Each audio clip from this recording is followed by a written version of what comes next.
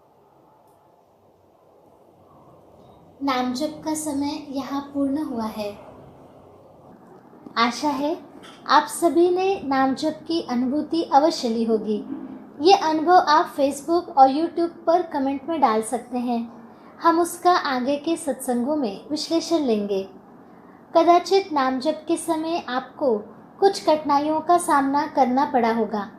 ऐसी अड़चनें भी आप कमेंट में डालें।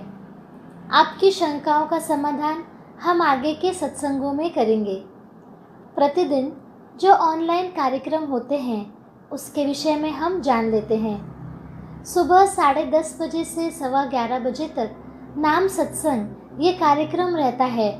उसके पश्चात दोपहर 2:30 बजे से 3:15 बजे तक भाव सत्संग इस कार्यक्रम का आयोजन किया जाता है। शाम 4 बजे से 4:45 बजे तक सुबह लाइव हुए नाम सत्संग का पुनः प्रसारण रहता है।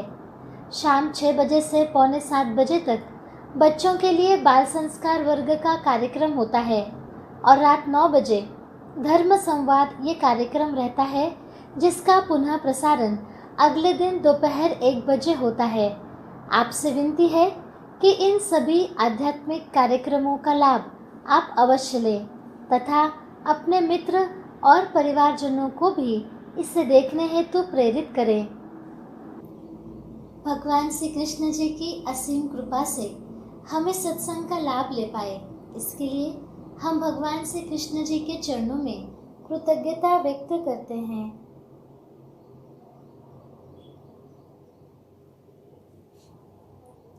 आज का ये नाम जप सत्संग यही संपन्न होता है, ऐसा मैं घोषित करती हूँ। नमस्कार।